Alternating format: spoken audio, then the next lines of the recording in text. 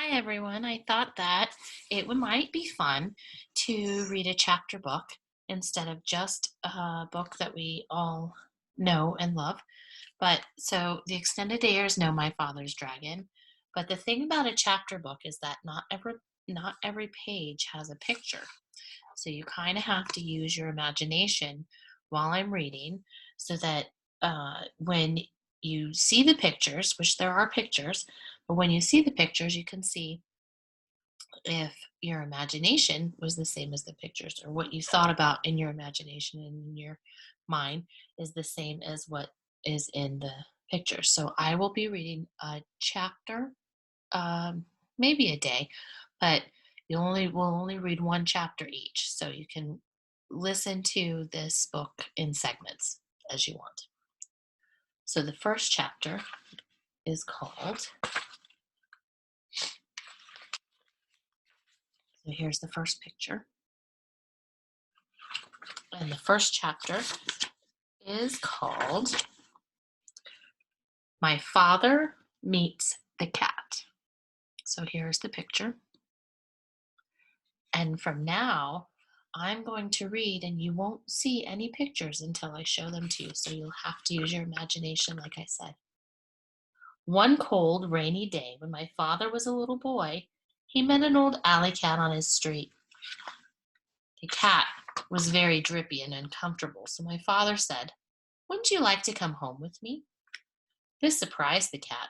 She had never before met anyone who cared about old alley cats, but she said, "I'd be very much obliged if I could sit by a warm furnace and perhaps have a saucer of milk." "We have a very nice furnace to sit by," said my father, "and I'm sure my mother has an extra saucer of milk."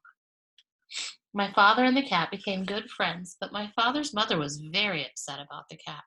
She did not like cats, particularly ugly old alley cats. "Elmer Elevator," she said to my father, "if you think I'm going to give that cat a saucer of milk, you're very wrong.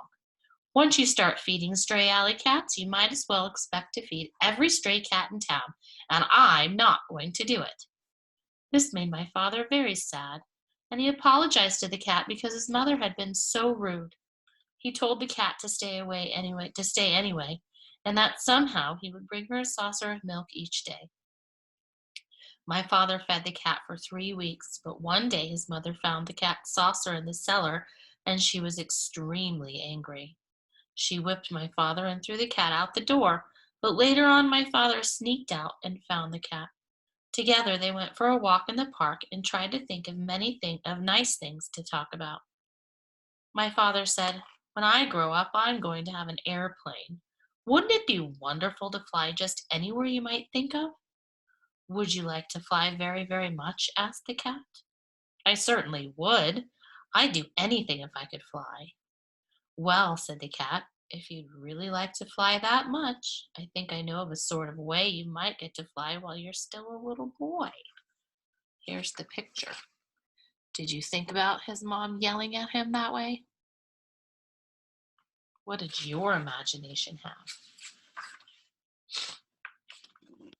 "You mean you know I could get an airplane?"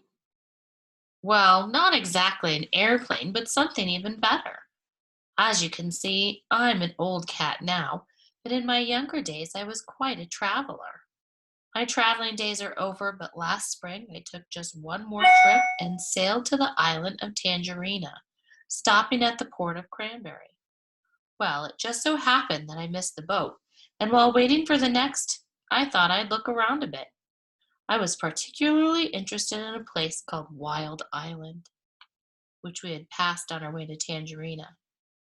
Wild Island and Tangerina are joined together by a long string of rocks, but people never go to Wild Island because it's mostly jungle and inhabited by very wild animals.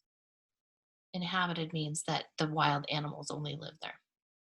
So I decided to go across the rocks and explore it for myself. It certainly is an interesting place, but I saw something there that made me want to weep.